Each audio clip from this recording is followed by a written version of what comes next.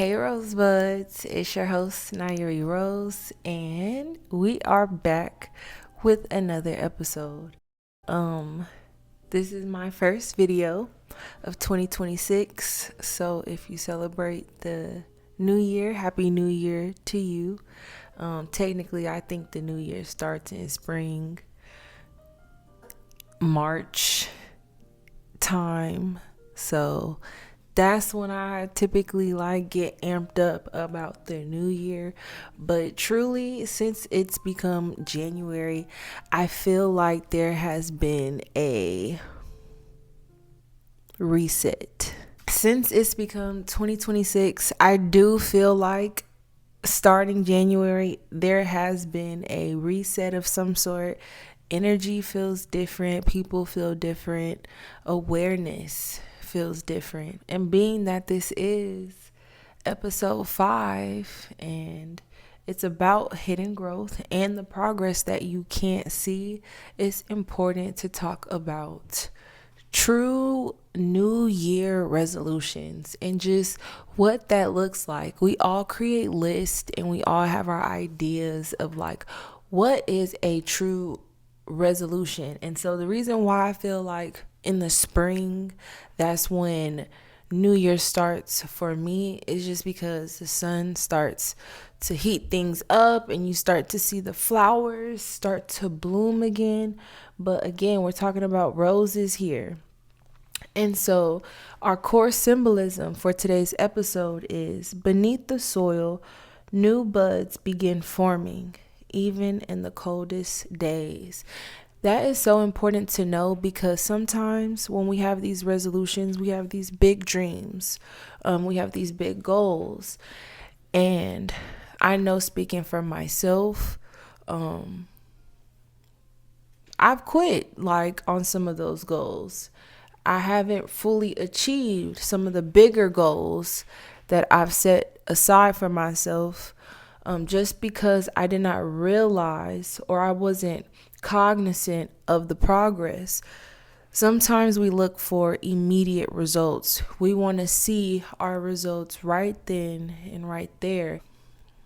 The power of the mind is incredible, but it can also hurt you if you are not totally in control and aware of your thinking, your intention, your mood, your mindset, your overall energy and frequency in life. And so I love the title and what we are going to discuss in this episode because when I think of the new year in 2026, aside from what's happening in the world, I always think that if not the number one, if this was Family Feud, what's everyone's number one New Year resolution? I would say everyone's number one, if not number two, is weight loss, losing weight. And so that is something that I feel like I can talk about, at least within this episode.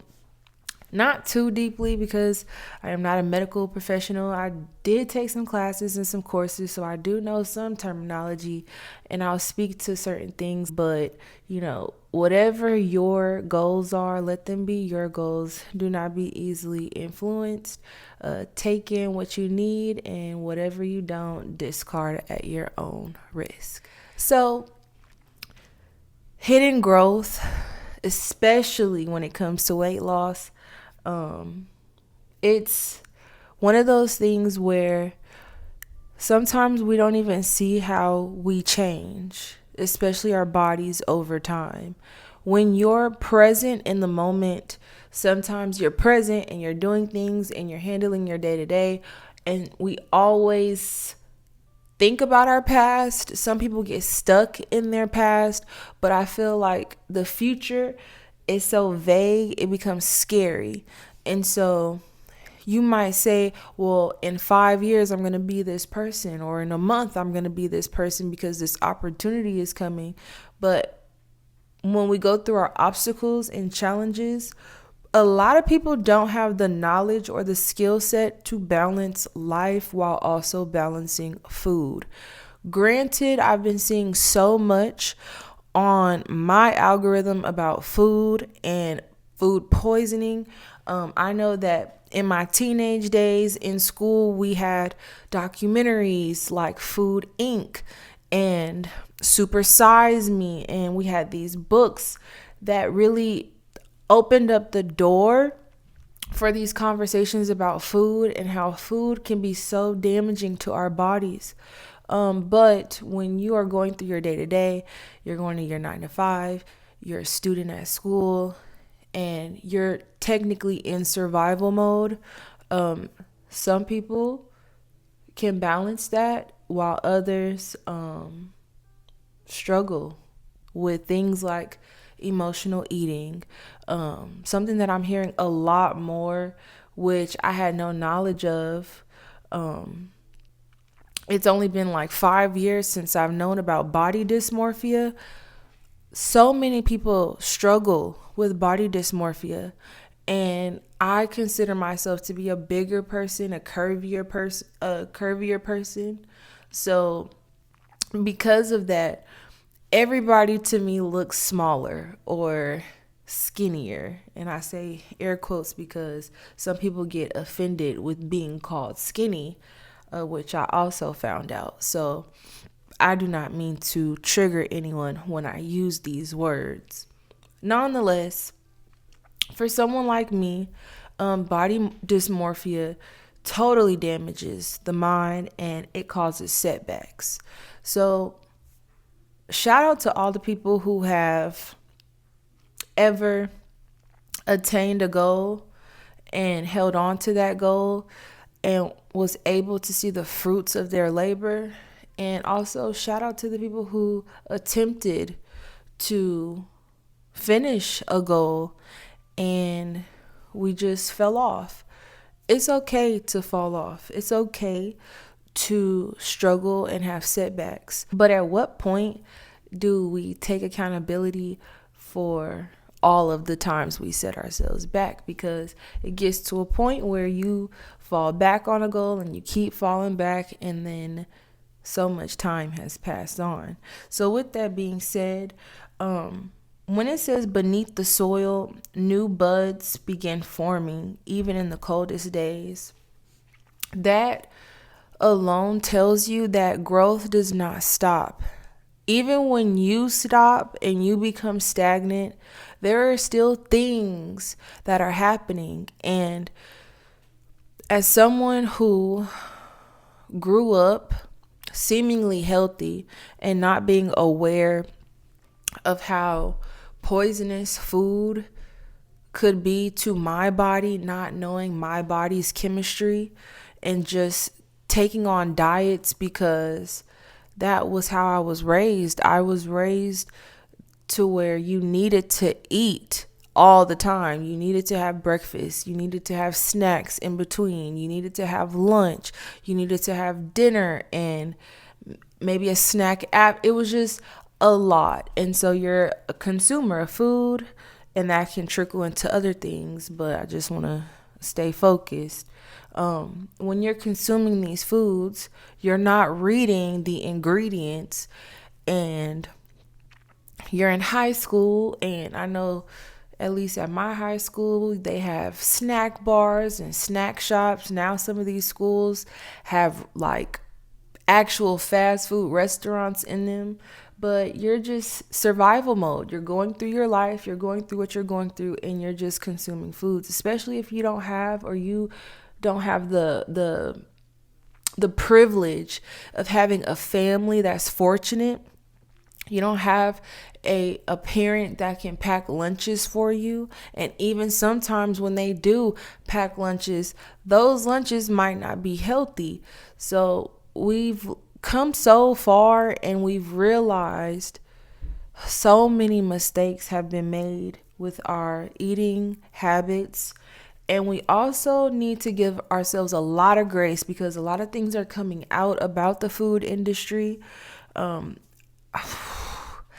My mind is blown right now because I just thought of a video that I saw, and it keeps coming to me in waves. I apologize to this woman, all respect to her, because She calls it the death industry. She calls the food industry the death industry. And when she speaks, she can recall names, she can recall times.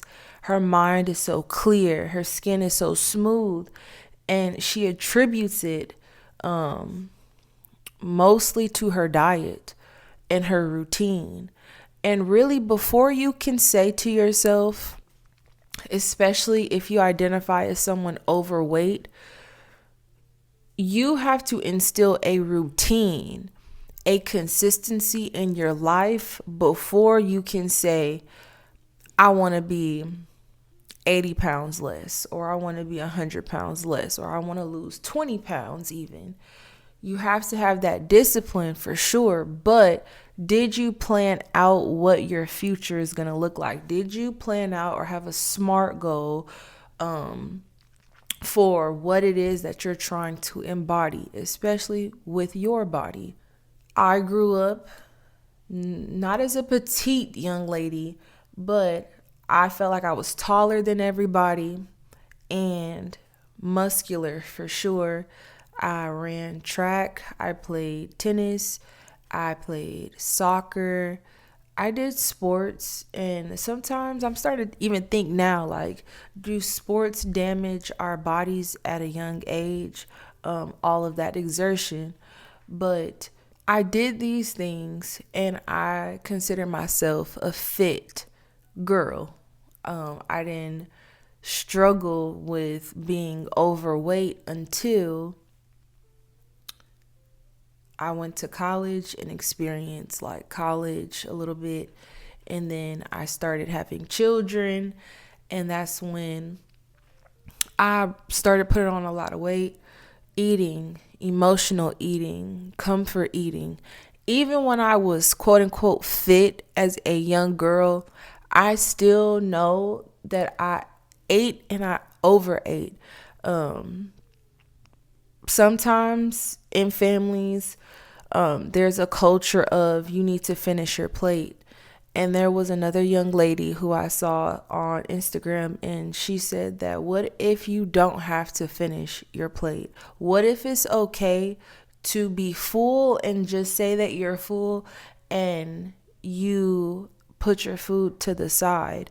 Now, some people might disagree and say, well, that's wasteful. There are people that are starving in other countries, blah, blah, blah. But I'm talking about specifically like maybe when you go out to eat, or you're buying your own food, or you're cooking your own meals. Portion control. Portion control is important. When I had my children, after I had my second child, I stepped on the scale and I was 291 pounds. And I did not recognize myself at that time. So seeing that number, I just became numb. I was so numb to my weight and my pains and childbirth and all of these things that I just could not process the fact that what's considered normal, which is like 120 pounds, I had doubled that, like almost tripled that number. So being 291 pounds, being a new mom of these children, I don't know how some people do it. And we can attribute it to genetics for sure. Genetics and people, having good genes and being able to snap back. But also, I honor the women who struggle with weight loss and men, because sometimes we get, as women, I would say sometimes we project on men because for some reason, it seems like men, when they lose weight, it falls off so fast. Yeah. And I know it has to do with your body, chemistry and all of those things, but it's just like, oh my goodness, like you've been working out for 3 months and you've lost 50 to 60 pounds. Or why don't you empower yourself and don't need them and do it yourself? Halfway. I've been working out for 3 months and I've lost 5 to 10. Like, make it make sense. So I'm just saying this because at 291, I did not really believe that I was that big. And so that's the body dysmorphia, maybe coupled with something else. So when it comes to the hardest time of my life, that was the hardest time of my life. Being overweight, being obese, significantly obese, not recognizing myself, it made me turn to food more. It just made food a coping mechanism to where I didn't know how to start. Like, I didn't know how to go to the gym or tell myself like something needs to change. And I had people, who lashed out at me about my weight or made comments about my weight. And it's upsetting when people who you love or just people in general make you feel some type of way about your weight or tell you you're unhealthy, because at the end of the day, like, it's like, get in the gym with me, like, work out with me. And the Most High had to teach me how to be humble, because at the end of the day, it's nobody's responsibility to take care of me but me. That's why you need to not only know thyself, but love thyself and love yourself enough to make change. So I was putting all of this responsibility on other people not helping me get to my goal, to where it made me angry. It made me more shelled as a person. It made me fragile. And I was so confused. And so after having, my kid and then getting into a major car accident, I knew that my time was almost up. I felt like my time was up, and I haven't shared this before, but God spoke to me in a dream. And before I started my health journey, I had a dream of me being unalive in a casket, and I was overweight, and my vitiligo was all over my face. It had spread. So it was just me being overweight and like half of my face depigmented. And I woke up in tears. I was crying because I said, I'm going to die and no one's going to recognize who I am. Like, that's scary. Like, no one's going to know, like, or even if they do know, I'm going to confuse the crap out of like my family or anyone who comes to visit me per se.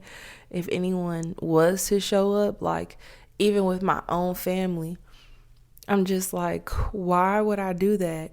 Why would I go out like that? Like, I can't go out like that. Not today. So that was the beginning of my true New Year's resolution. Literally, like, getting into that accident and knowing that I could be gone like that.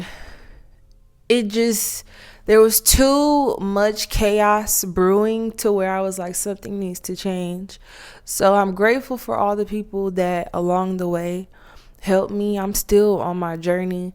I'm so proud of where I'm at now, and I'm still in the threshold of the low 200s. And I'm thinking, like, I have to be 100 and such and such pounds. Like, I have to be this weight. But I'm learning, the more I love myself, the more everything will put itself back together. Granted, I'm consistent. Granted, I follow a routine. Granted, I give myself grace. Granted, I have my days where I don't punish myself for resting. I don't feel guilty for rest anymore. Sometimes people feel guilt for laying down or sitting down for a couple of seconds. We always feel like we are on the go or we need to be on the go. But you have to honor when it's time to just pause. I'm learning not to punish myself for pausing and then to reward myself or celebrate myself for when I get up again and when I try again. Everything that you do, even within a short amount of time, so like for every 90 days, you'll see your previous 90 days. So if you dedicate 90 days to just going hard, working hard, learning a new skill, learning a language, just learning a new hobby, trade, sport, if you do that for 90 days, whatever progress that you've made will manifest itself and show within the next 90 days. And I just love how we are in this moment of cycles and repetition and resets. I love it because you can truly be and become whoever you want to be. And that's not in a way to say run from your past or escape who you are. No, take every version of yourself, especially the versions of yourself that you truly love the most, even if you've been hurt or scorned. Just take all the moments that you love about yourself and bring them forward. They can coexist. So when we talk about New Year's and resolutions, just know that all your big dreams can still happen. They might not happen how you see them in your mind, but through routines and consistency, you can see something close to it, if not near. Like, you just have to keep going. And so the lesson for this episode is just because you cannot see progress does not mean it isn't happening. And that is so prevalent. I just know that social media can help you. It can be a tool, it can be a resource. There are so many wonderful content creators who have canonized fitness and their journeys. The first person that comes to my mind, there is a young lady named Kiera Lachey. I I just know that she helped me lose so much weight with her hip hop Tabata. I didn't know what a hip hop Tabata was. I did this workout, and the first time I did it, I went to the ER. And that wasn't Kira's fault. Let me just say that disclaimer. It wasn't her fault. I was just not ready. I was scared. I was doing it scared, and I was overweight, and I sprained my ankle because I saw my higher self. I saw the self of myself that I love. I saw that younger self of me hitting it. Just, I'm doing it. But the form, the shell that I was in, it was limiting my potential. And when I saw it that way, I was like, okay, I'm in this ER. They got me bandaged up. When I heal, I'm doing it again. And so that's how it kind of started. And we're talking, this is 7 years ago. So this is how it started. And through repetition and like finding those videos that were familiar to me, it got me motivated because sometimes you're not ready to go to the gym. The gym, I don't even want to talk about that, but the gym can be very competitive, very much about optics, fashion. It can be a safe space, or it can be judgmental and scary. So go to the gym at your own risk, but go for you. Make sure when you go to the gym, it's for you. When I got started on my journey, I did not go to the gym. I was not ready. I did not want to show my face. I didn't want to run into nobody. So I worked out at home, and working out at home helps. People be sleeping on working out at home. But it's awesome. It's a cool thing to do. And I just know that you are constantly changing but you are what you eat, you are what you consume, you are your actions, you are your words, you are your thoughts. And I want to do what I can to kind of clear that up and remedy that up. Granted, I love my imperfections. I am on this natural kick and I'm just loving it. I put on makeup the other day and I didn't feel comfortable. Oh my God, what is that? Which is so weird to go from putting on makeup every single day to putting on makeup and feeling uncomfortable. Like, gratitude, that was beautiful for my spirit to like experience. Like, I don't like this, I don't look like myself, I rather look like myself than someone that I don't really connect to anymore, because that used to be my life, just makeup, makeup, makeup. And so I just say all this to say that you should not quit your journey just because you don't see progression. Progress is happening, it's just not happening on your terms and conditions, and it's not happening at your space and time. Pace yourself with all your goals. Whatever you want to do it. Hidden growth, like, mindsets have been changed. People are changing. There are people out there that are ready to meet you, that are ready to bless you, that are ready to see you and embrace you, but you won't find them until you actually show some type of progress. And so my word for this year is awareness or self-awareness. Be aware. Be aware of yourself and your emotions and where you're at before you project onto someone else. Be clear. There's a lot of miscommunication. See, there's a lot of miscommunication that's going to happen.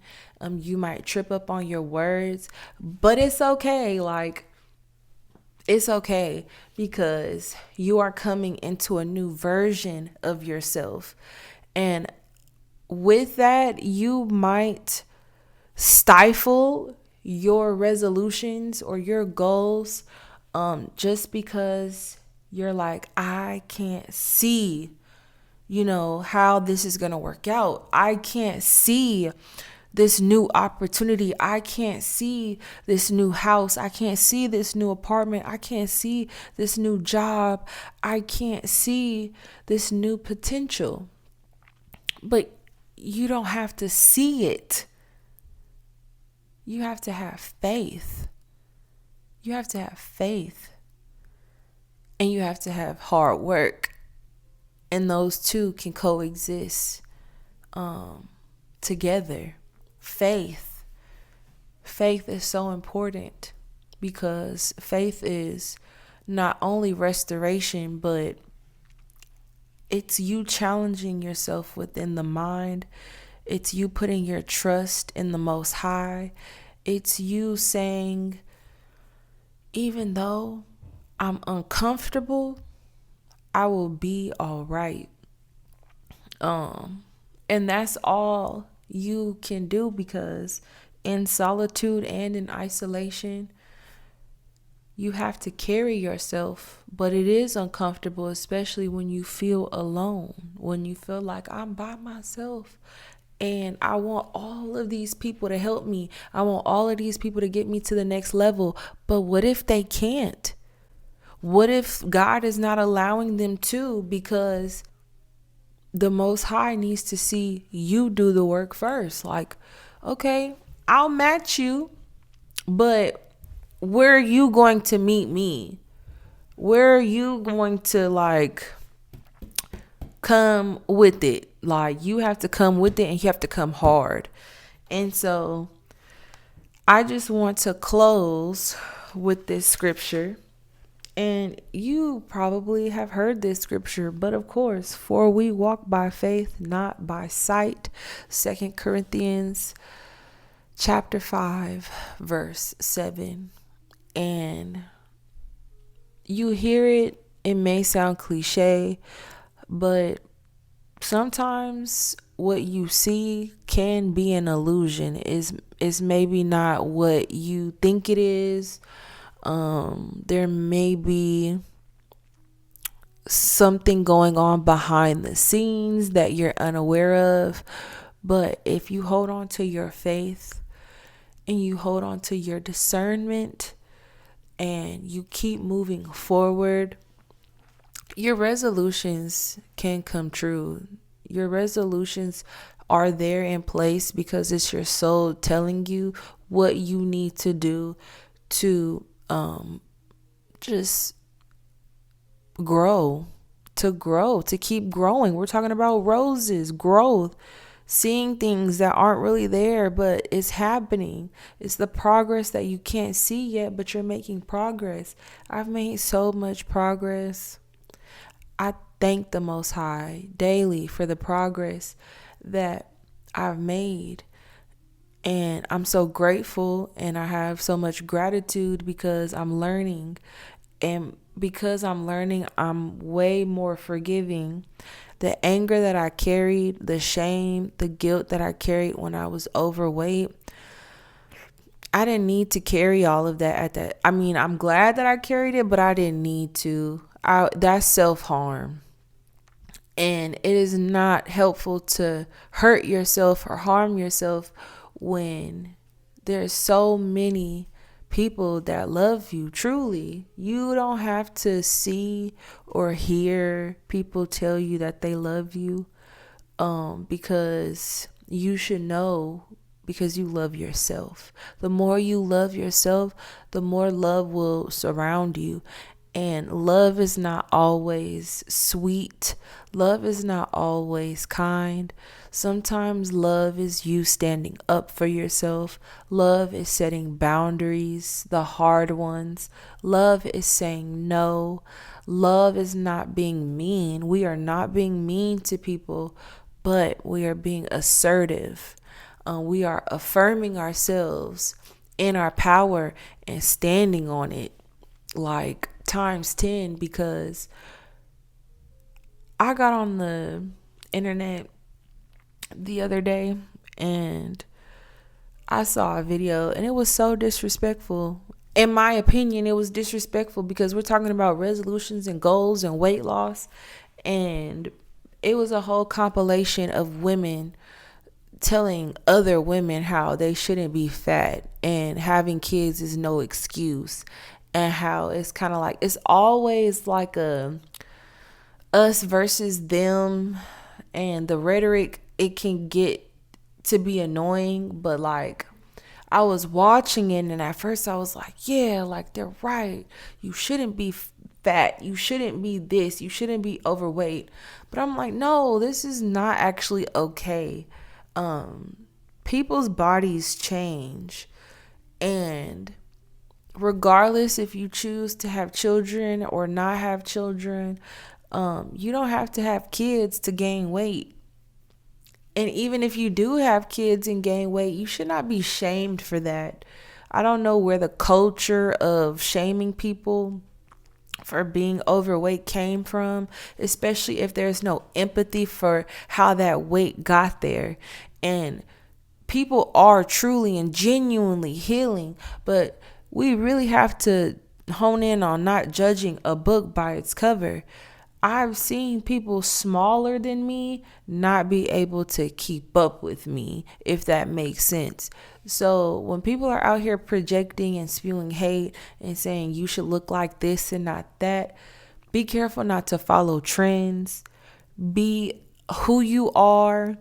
Be assertive in your style, in your creativity, and know that with your resolution, whatever that is, whatever that looks like, whatever your growth in your business, in your finances, because I feel that for whoever watches this, there will be growth in your business, in your finances, in your love life. I just know that 2026 is going to be one of those years that will be tough, but you are a diamond in the rough.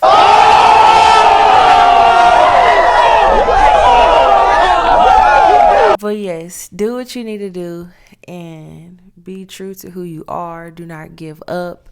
I'm going to leave you with actually an affirmation. I honor the growth happening beneath the surface. All your growth is happening. You just need to be patient and not put so much pressure on seeing it. It's my money and I want it now. Like, you just need to chill, okay? And know that the Most High is working so hard, but you gotta do some work too. You have to meet in the middle, if not 60%. Like, you just have to come with it and give yourself grace when that extra pound shows up. But don't be afraid to keep looking. Have trackers, track your weight, track your calories, track your meals. People take pictures of their meals and like have it in a log. I didn't know how deep planning can go. Of course, not too much pressure. Don't overdo it. Just deep breaths, taking things one step at a time, walking by faith, not by sight. All things that glitter aren't gold, and the grass is not greener. Amen. Ashe. So, thank you. Thank you for being here. Episode notes can be found at heyrosebuds.com, along with some weekly rose care practices. I love those. And just shout out to Substack. I really love Substack. So if you go to heyrosebuds.com, please check out my newsletter for the Rose Garden and Hey Rosebuds. I super appreciate all the people who support, because showing up for yourself can be difficult, but you should not stop. You should not stop. Do it when you feel like you're about to give up. Whatever creative thing that you're putting off, I encourage you, maybe even challenge you to just maybe 5 minutes of your time work on something. And just again, like, baby steps, because life be lifing. Woo! And things get hard. But I mean, granted, you put your seatbelt on, it's gonna be a good year and we're gonna be okay. All right. So thank you for coming to the Rose Garden. Thank you for spending time in the Rose Garden, where healing isn't loud, it's layered, gentle, and personal. I'll see you in the next episode. And always remember, when life gives you thorns, search for roses. Peace.